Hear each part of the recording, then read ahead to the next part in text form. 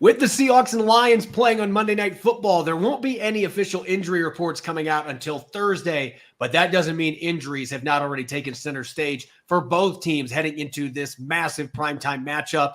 Who could be potentially out for Seattle and Detroit in this Monday night clash? We'll be breaking it all down here on our Wednesday edition of Locked On Seahawks.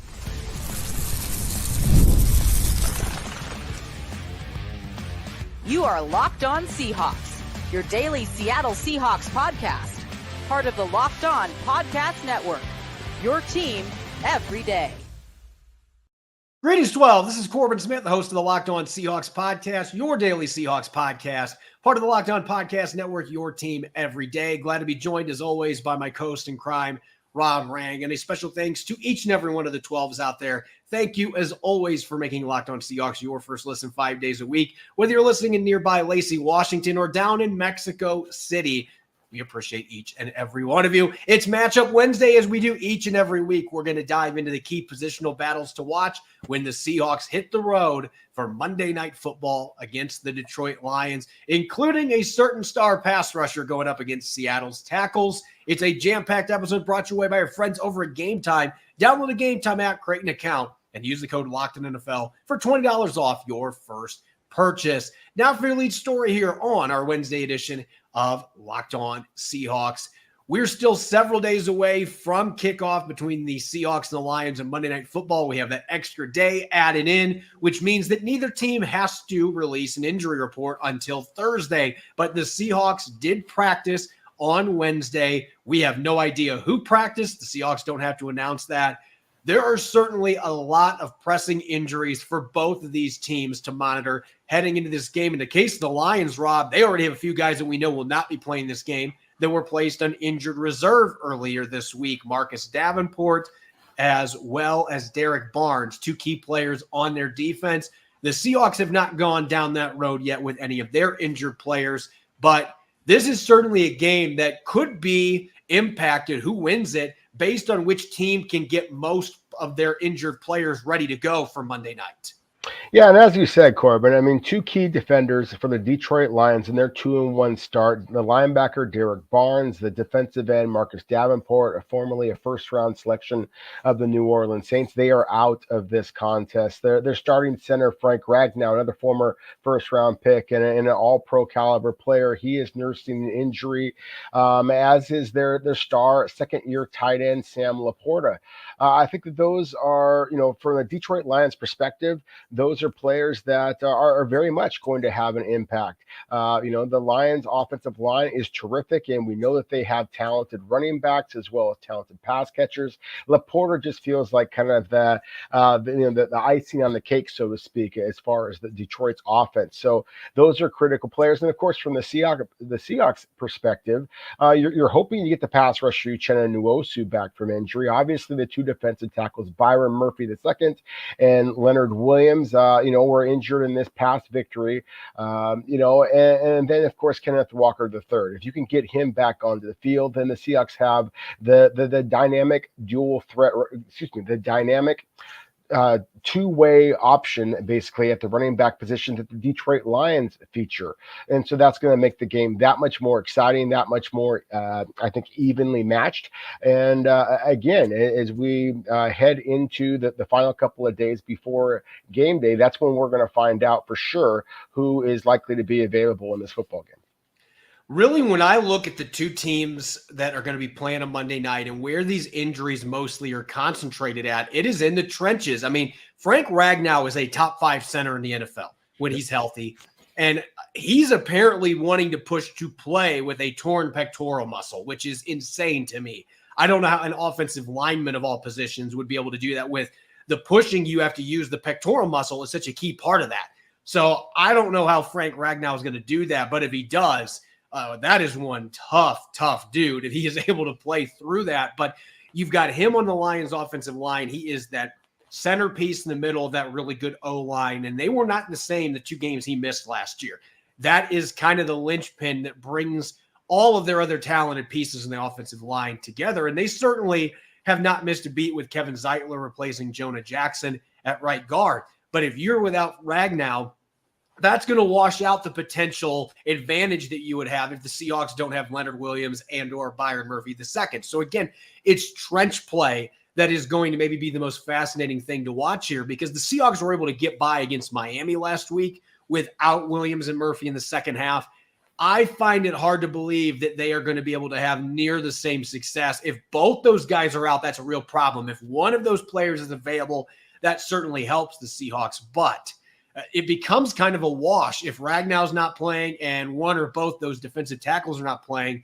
The advantage for either side kind of disappears at that point. And so we're going to be monitoring those injuries closely. There's one other injury for both teams that I think is worth noting. From Detroit's standpoint, Brian Branch, who has become a full-time safety, is a darn good football player. He is in concussion protocol right now. With the extra day, with them playing on Monday, there's a better chance that he's going to pass through protocol and then he'll be available for the Detroit Lions. But this secondary, if he is not there, that is a massive loss for a secondary that has 3 brand new starters at their cornerback spots. And they've been able to limit teams. They have not given up more than 20 points in any of their 3 games. But if you don't have Brian Branch, that is a potentially big issue. And I'm going to point to Jerome Baker. And I know Tyrese Knight and Drake Thomas played well last week against the Miami Dolphins, but you're going to be playing against a much better quarterback in Jared Goff. You've got 2 running backs, particularly Jahmyr Gibbs is a receiver at running back. The guy has that Christian McCaffrey type mold where you can move him all over the formation. That creates a major mismatch for linebackers. And then Sam Laporta, getting him on the linebackers if he's healthy.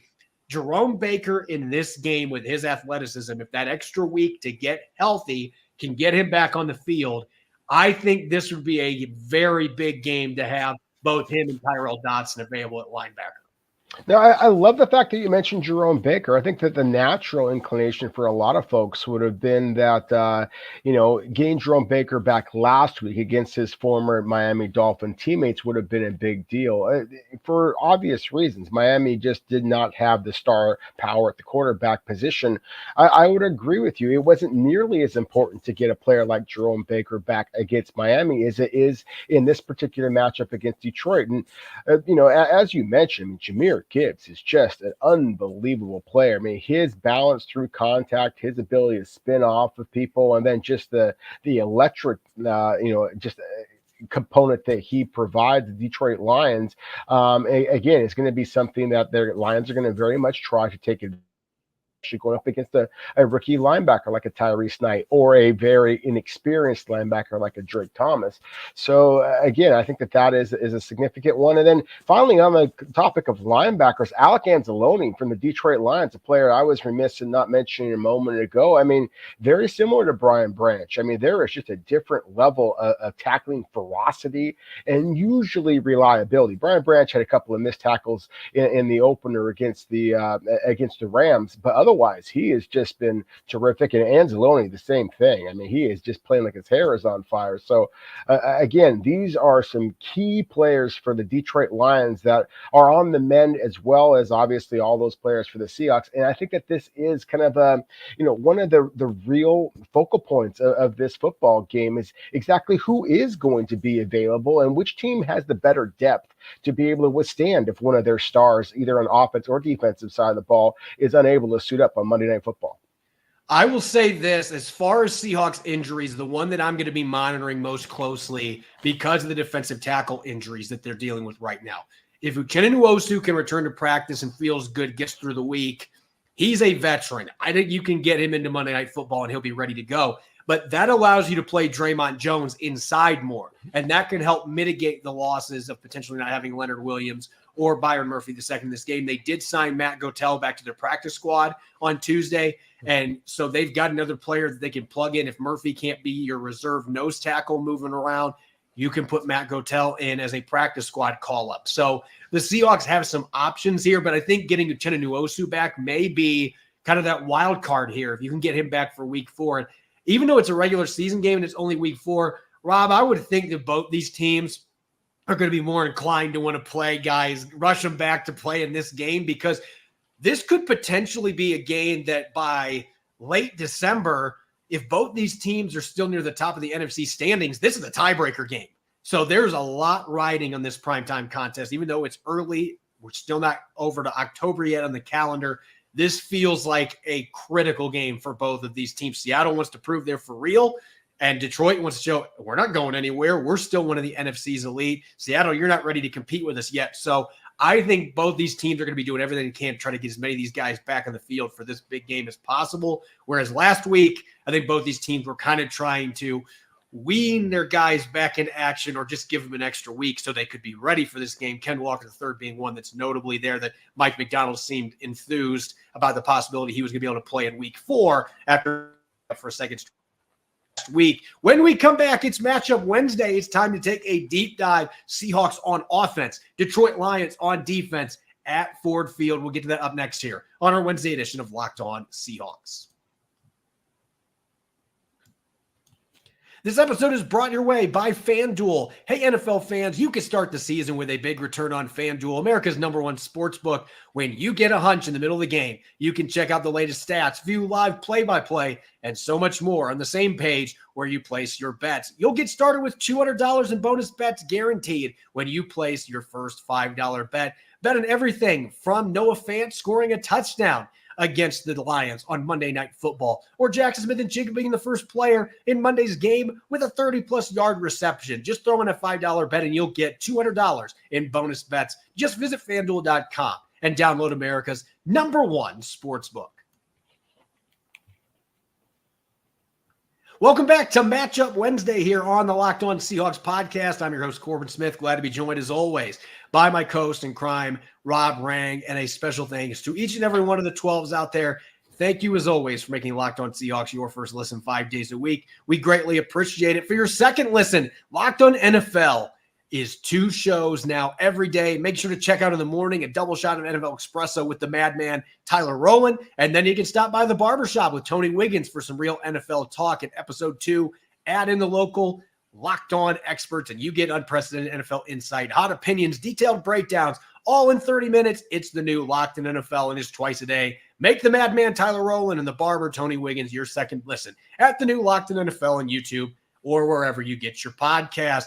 The Seahawks looking to improve to 4-0, and they're traveling. It's going to be a difficult game. They got the Detroit Lions, Ford Field, Monday Night Football, national audience. This is the opportunity to show early whether the Seahawks truly are real or not against a team that finished second in the NFC and nearly made the Super Bowl last year in the Detroit Lions. We're going to start this week's matchup Wednesday with the Seahawks on offense. And look, Rob, normally when we're talking offensive line versus defensive line matchups, we talk about both guards against defensive tackles or both tackles against multiple edge rushers. But every once in a while, you face an opponent that has an edge rusher that is just on a different level. And Aidan Hutchinson already has 6.5 sacks this year. He has been feasting on backup tackles. This will actually be the 3rd straight game that he has faced a backup tackle on the right side. Stone Forsythe being a 3rd stringer for the Seahawks. Now, Forsythe played very well last week against the Miami Dolphins, and Jalen Phillips is a pretty darn good pass rusher in his own right, but he is not the caliber player that Aidan Hutchinson is. And I'll tell you what, Hutchinson's spin move is as good as I've seen since Dwight Freeney was walking and roaming NFL fields. He is nasty with that spin move, really athletic, can win with power, and he plays a lot on that right side. And so the onus is going to fall on Stone Forsythe, the tight ends chipping, running backs chipping. You better bring some help for Stone Forsythe in this game. He actually held up pretty well against Aidan Hutchinson. He started last year in the game against the Lions. He and Jake Curhan both started in that game, and Forsythe played pretty well. So there's a history here, but at the same time, this is still, you're going against a top 5 rusher in the NFL right now in Aidan Hutchinson, who is one of those guys that can take over a game. You've got to find ways to prevent him from doing that. He's going to make his plays, but you have to find ways to prevent him from just completely wrecking your game plan. Yeah, no question about it. That's where you have to start off. Any analysis of this football game is how are the Seahawks going to be able to slow down number 97 off of the edge? As you said, 6.5 sacks in just 3 games so far this season. Corbin, he is a future NFL Defensive Player of the Year.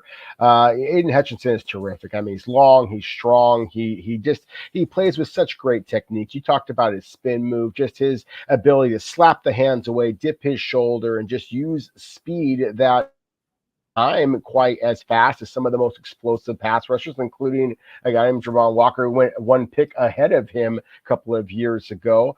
But at the same time, he plays as fast as any defensive lineman in the NFL right now, and he just plays with such a tenacity. I mean, he can be completely blocked out of the play, but he locates the football and pursues downfield and laterally, like he's an undrafted free agent who's just fighting to make the NFL roster. So he is a formidable matchup, and it's not coincidence I'm wearing a Washington State Cougars shirt here, because if this is the matchup that I think it is, and what I mean by that is a potential playoff preview, then I do think that Seattle will be better served if they had Abraham Lucas at that right tackle position. He, of course, formerly of the Washington State Cougars. But to your point, Stone Forsythe has played pretty damn well the last couple of weeks and did play pretty well against Aidan Hutchinson in Detroit a year ago. But again, I do think that Stone Forsythe, as we've documented in the past, where he can struggle a little bit is with bull rushes. And Aidan Hutchinson has that type of power to complement all of the speed and quickness that we talked about a moment ago. So to me, that is the matchup. I almost wore a University of Washington shirt because I'm also going to mention the name Levi Onwuzurike, who, former second-round pick by the Lions, is really starting to put it together. He only has one sack so far this year, but he has been basically right there with Hutchinson in providing a great deal of pressure from the Lions on opposing quarterbacks. So again, it's definitely Aidan Hutchinson, but at the same time, there are some other talent along Detroit's defensive line that I think the Seahawks are going to have to be making sure that they are able to keep Geno Smith upright if they're going to have any opportunity to pull off the upset. And it is upset. The Lions at this point are a 3.5-point favorite, despite the fact that the Seahawks walk into this game having beat Detroit 6 games in a row. So again, this is going to be a matchup that for so many reasons is going to have an awful lot of eyes on it.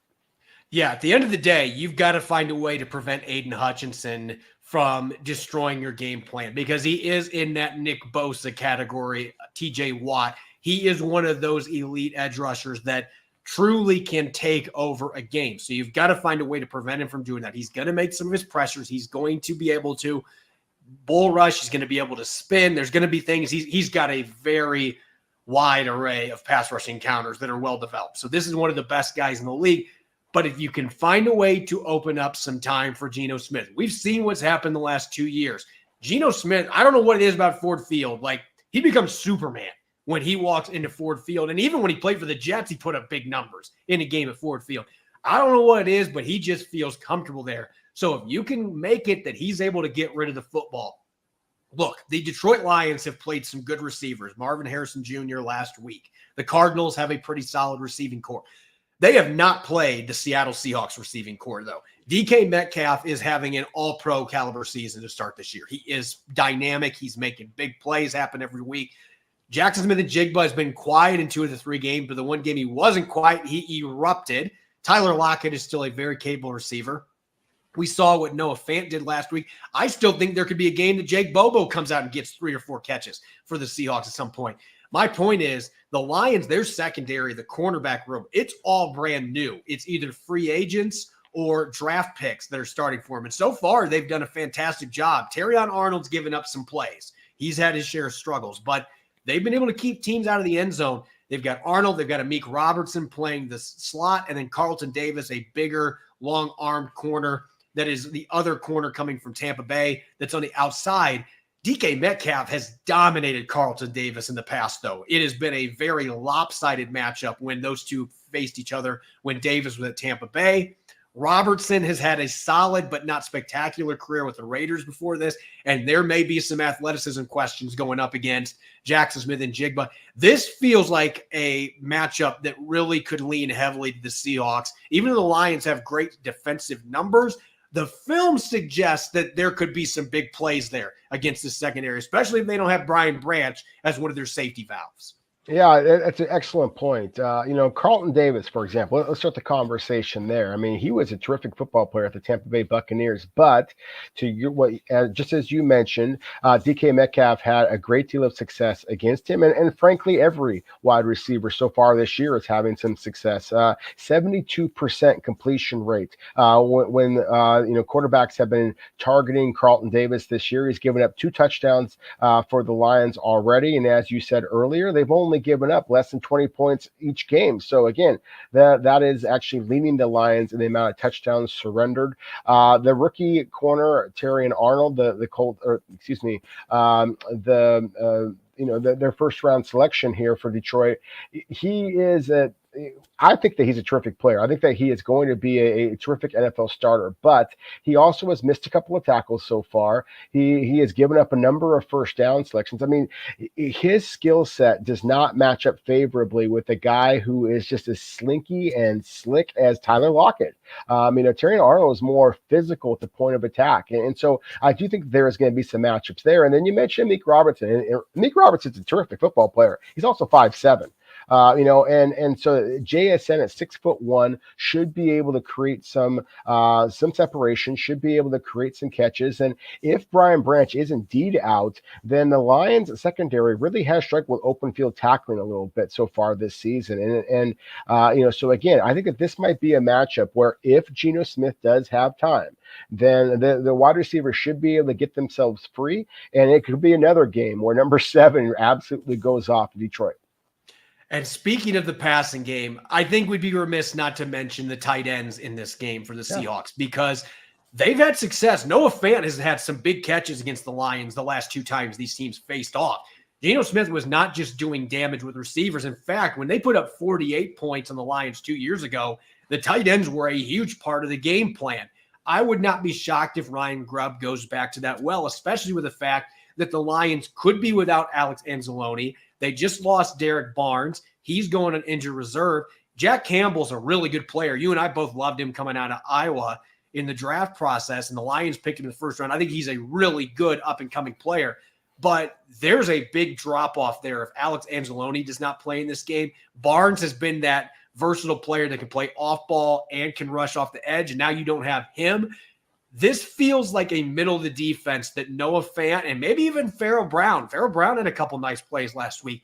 Get your tight ends the football, especially if they are doubling down on DK Metcalf or one of the other receivers. I think you can take advantage of those tight end matchups. And we saw last week that they're starting to figure out how to get Noah Fant involved here. I think this is another area where just the pure depth and talent the Seahawks have at their skill positions can shine through in this game. I agree with you. I think that this is the game where you could be very similar as to what the Seahawks did a week ago, and when they featured their tight ends. They had 10 receptions total among their tight ends. I think that this could be a game that they look to do something very similar to that. I wouldn't be surprised at all if Brady Russell gets his very first catch in this game. Look, the Detroit Lions are the one that are getting all the credit for all of their creativity on offense. And for good reason. I mean, they're doing incredible work over there. But at the same time, I would not be surprised if Seattle, Ryan Grubb and Geno Smith really kind of go deep into the playbook a little bit, deep into their Rolodex, so to speak, in terms of making sure they get multiple receivers, multiple pass catchers involved. The running backs, I think, are going to be involved. But I think the tight end matchup is a particularly intriguing one for Seattle. When we come back, we're going to flip the script. The Seahawks on defense. It's been a struggle the last 2 times they've gone to Ford Field. They found a way to win, but it wasn't necessarily because of the defense for the most part. Seahawks D, Lions O. We're going to look at 3 more key matchups coming up next year on our Wednesday edition of Locked On Seahawks. This episode of Locked On Seahawks is sponsored by BetterHelp. What's the first thing you'd do if you had an extra hour in your day? For me, I wish I had a little bit more time to lift weights. The best way to squeeze that special thing into your schedule is to know what's important to you and make it a priority. Therapy can help you find what matters to you so you can do more of it. And BetterHelp Online Therapy will assess your needs and can match you with your own licensed professional therapist in less than 48 hours. So if you're thinking of starting therapy, give BetterHelp a try. It's entirely online. It's designed to be convenient. It's flexible and suited to your schedule. Just fill out a brief questionnaire to get matched with a licensed therapist. and switch therapists anytime for no additional charge. Learn to make more time for what makes you happy with BetterHelp. Get 10% off your first month at betterhelp.com/lockedon. That's 10% off your first month of online therapy at betterhelp.com/lockedon. Welcome back to Matchup Wednesday here on the Locked On Seahawks podcast. This is your host, Corbin Smith. Glad to be joined, as always, by my co-host in crime, Rob Rang. And a special thanks to all the 12s out there. Thank you, as always, for making Locked On Seahawks your first listen 5 days a week. We greatly appreciate your unwavering support. Continuing to dive into the matchups, let's go to the Seahawks on defense against the Lions' explosive offense. And going into this game, there are several intriguing matchups that jump out from Seattle's defensive perspective, but I think stopping the run game has got to be the first and foremost priority for Seattle's defense, because you look at the two-headed monster the Detroit Lions have, two totally different style backs. David Montgomery, he is a bowling ball. He is going to run through people. He's going to break tackles, great contact balance, underrated receiver. He can do a little bit of everything, more of a, whereas Jahmyr Gibbs, he is that twitchy, explosive rusher that can make guys miss in space, break arm tackles, make one-handed catches out of the backfield. He's dynamic on screens. You can put him in the slot if you want to. He is one of those do-it-all weapons. Those two players going up against Seattle's linebackers, and I talked about this earlier in the show, Rob, this is a game where Jerome Baker's athleticism and his experience, I loved what I saw from him the first game and a half in coverage. This is a game where Tyrese Knight may eventually get there, but he has given up a few big plays in the passing game in the last few weeks.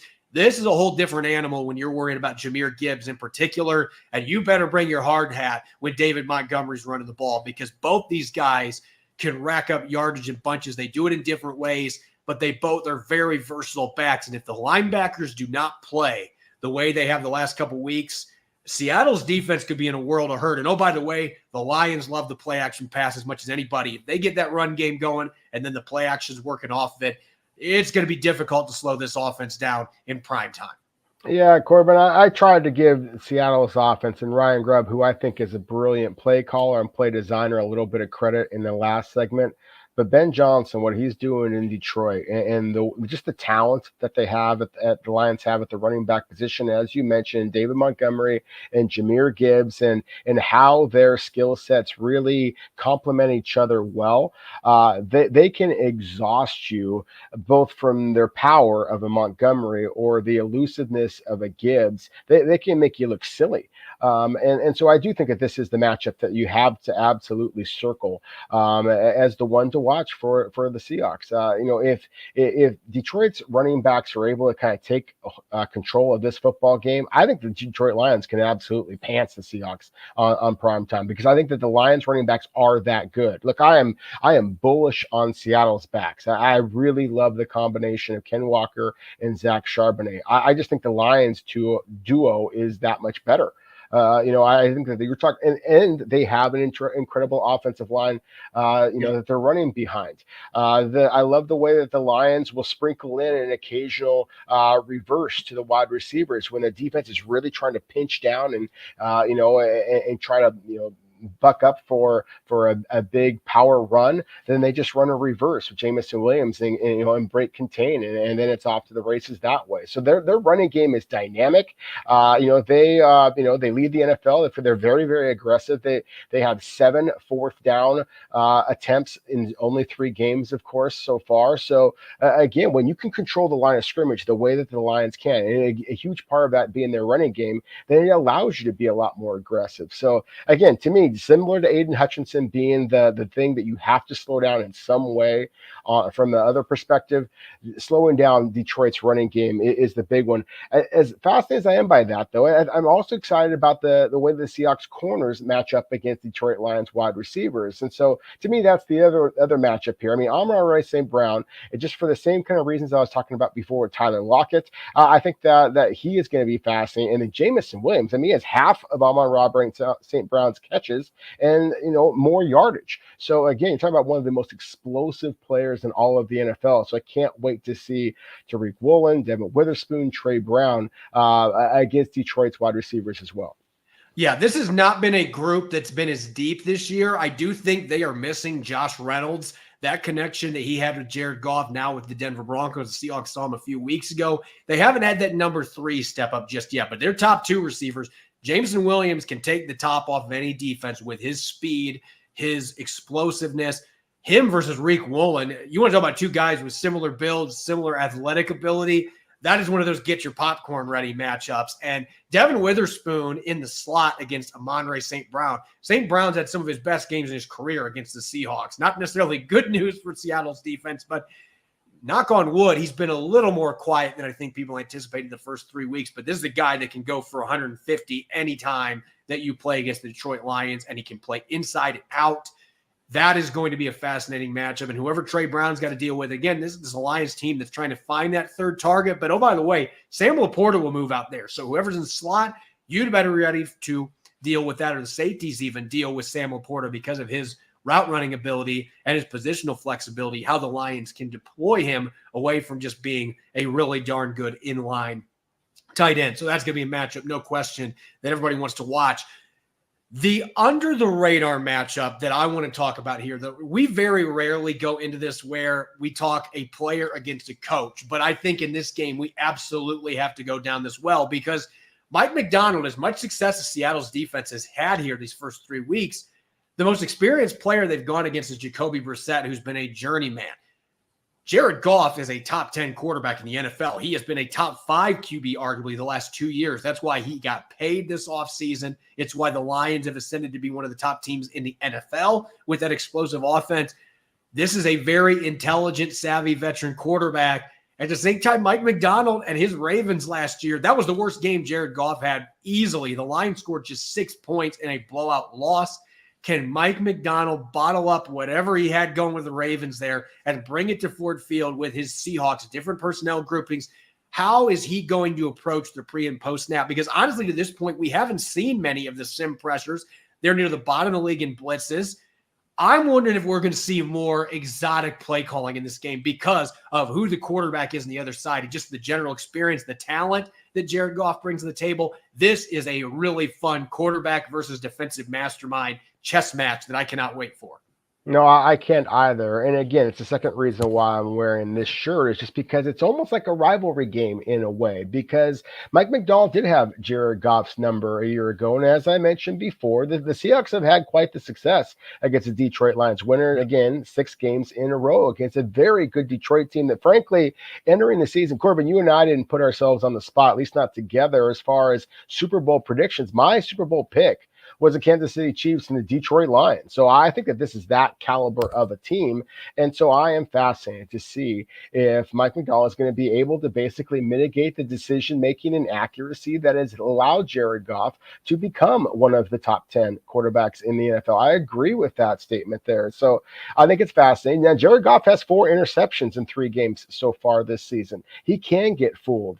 And it almost feels like in the rivalry game kind of component I mentioned before, that maybe the Seahawks have been kind of holding a couple of designs on defense for this particular matchup, because I think that this, again, it's not the fact that it's week 4. Obviously, there's an awful lot of football to be played, but I do think that everybody around the NFL recognizes the 3-0 Seahawks are an interesting story. A 4-0 Seahawks is possibly the biggest story in all of the NFL, considering the struggles that we're seeing in San Francisco, the LA Rams, for example. So again, I do think that this is a matchup that Seattle's going to have to, it's going to be a fascinating match. One I cannot wait to watch, just because of the fact that I do think that these two teams are very, very evenly matched from a skill perspective, a physicality perspective, just the style of play that they want to just kind of, overwhelm their opponents. And obviously the game is going to be in Detroit. So there are some factors here that I think make this game fascinating. None of them are as fascinating, in my opinion, as the X's and O's matchup between Jared Goff, his offensive coordinator, Ben Johnson, and of course, Mike Macdonald in Seattle's defense. And it's worth noting, Jared Goff has thrown not 1, but 2 pick sixes against the Seahawks the last 2 times that these teams have faced. And that was a big reason the Seahawks were able to win both those games. I don't know if it's going to happen again. We got a different defensive coordinator in Mike Macdonald, the head coach here, than Pete Carroll, and his defense. It was much maligned for much of the last couple of years, but they found ways to come up with big plays against the Lions in those high-scoring games. And some of the points the Seahawks scored were from their defense directly. So can Mike Macdonald make that happen with his defense and confuse a wily veteran in Jared Goff? As always, you can follow me on X and Threads at Corbin Smith NFL. You can follow Rob at Rob Rank. Make sure to subscribe to Locked On Seahawks on YouTube and wherever you get your podcast to make sure you don't miss a single episode. Coming up tomorrow, I'll be teaming up with Matt Derry of Locked On Lions. Feels like we do this every year because the Seahawks and Lions play every year, and we are going to break down the upcoming Monday night matchup more in-depth, key storylines for both teams, predictions, and of course, keys to victory. Make sure you're listening in and enjoy the rest of your Wednesday. Go Hawks.